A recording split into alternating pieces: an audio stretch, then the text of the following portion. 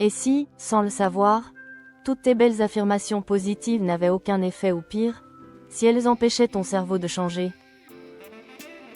Tu es sur Neurosublimity.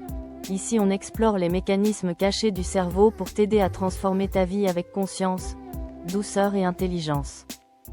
Tu as sûrement déjà entendu des phrases comme « Je ne veux plus fumer »,« Je ne veux plus stresser »,« Je veux perdre du poids » ou « Je dois arrêter de me mettre en colère ». Ce sont des intentions nobles mais mal formulées, elles activent exactement ce que tu veux éviter. Le cerveau, lui, ne traite pas le langage comme nous le pensons. Il fonctionne par images mentales, réseaux neuronaux et mémoire sensorielle. Quand tu dis « je ne veux plus fumer », ton cerveau voit fumer. Il active tout ce qui est associé à cette habitude, l'odeur, le geste, la détente, la récompense. Et ensuite seulement, il tente de nier. Mais trop tard.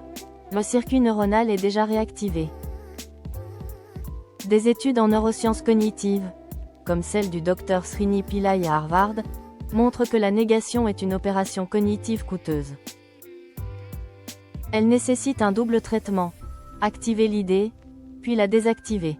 Et souvent, la première étape suffit pour réveiller l'habitude que tu voulais éteindre. Alors comment parler à ton cerveau pour qu'il t'écoute vraiment?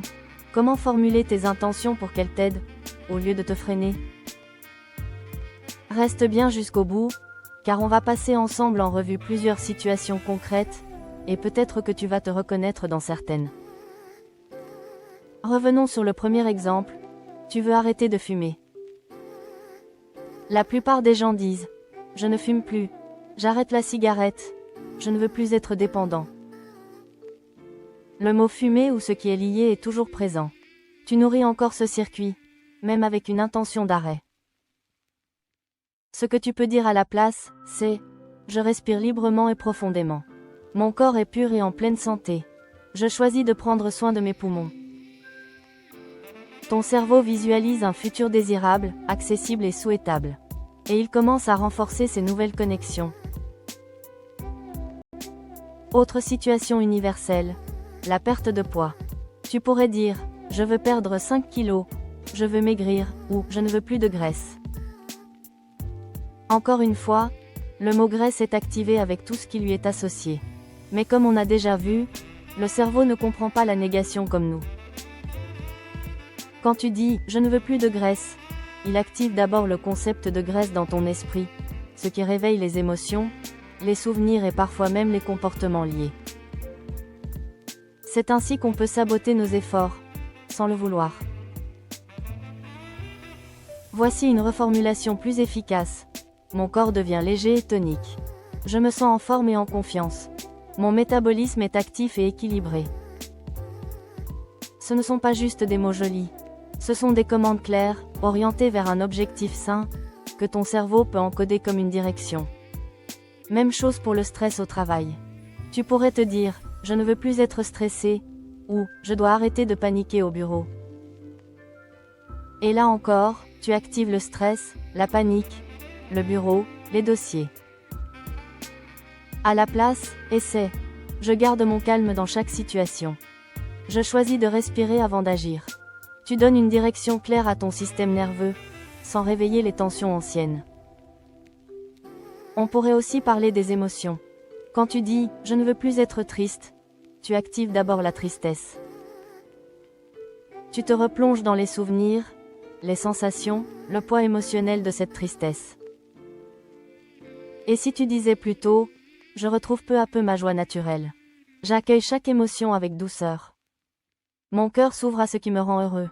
Ce sont des phrases qui transforment ton paysage intérieur. Les psychologues le savent depuis longtemps, mais ce sont les imageries cérébrales qui l'ont confirmé. Quand on dit une phrase négative comme « Je ne veux pas avoir peur », les zones liées à la peur s'activent davantage que si l'on disait simplement « J'ai peur ». C'est fou, n'est-ce pas? C'est comme si le cerveau disait « Tu m'as dit peur? Alors, je vais t'en donner un petit peu ». C'est pour ça qu'on ne gagne jamais contre une émotion en la niant. La clé, c'est de comprendre que ton cerveau ne fait pas bien la différence entre le réel, le souvenir et l'imaginaire. Chaque phrase que tu lui répètes devient une graine que tu plantes dans ton système. Et ce que tu arroses, pousse. Tu veux planter de la peur, de la privation, ou de la puissance calme? Faisons un petit test. Rappelle-toi de ta dernière affirmation positive. Est-ce qu'elle disait ce que tu ne voulais plus, ou ce que tu voulais vraiment vivre? Tu vois la nuance? Formuler positivement, ce n'est pas se mentir. C'est offrir à ton cerveau une carte claire pour t'emmener là où tu veux aller. Les affirmations positives ne sont pas magiques. Elles ne font pas disparaître une habitude d'un coup de baguette. Mais elles orientent ton attention, modifient ta perception et influencent ton comportement. Quand tu répètes une phrase bien formulée, ton cerveau renforce les connexions neuronales associées à ce que tu veux vivre. Tu actives les zones liées à la motivation, à la projection et à l'action. Petit à petit, tu deviens plus attentif aux bonnes opportunités, plus ouvert au changement, et tu fais des micro-choix plus cohérents avec ce que tu affirmes. Par exemple, quelqu'un qui dit « je respire librement » sera plus enclin à éviter l'odeur de cigarette, ou à rechercher des sensations de fraîcheur.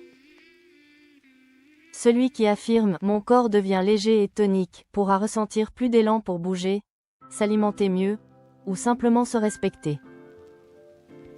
Et celui qui se dit « je reste calme en toute situation » entraînera son système nerveux à réagir avec plus de stabilité face aux tensions.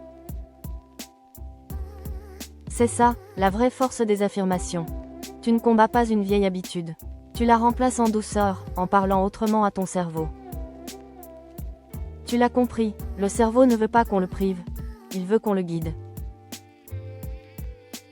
Alors avant de quitter cette vidéo, je te propose un petit moment pour toi. Ferme les yeux et pense à une phrase que tu répètes souvent. Et demande-toi, est-ce qu'elle décrit ce que je veux vivre? Ou est-ce qu'elle entretient ce que je veux fuir? Si cette vidéo t'a aidé à voir les choses autrement, abonne-toi à Neurosublimity. Ici, on explore la science de l'esprit, pour qu'elle serve ton bien-être, ta liberté intérieure et ta transformation durable. À très vite.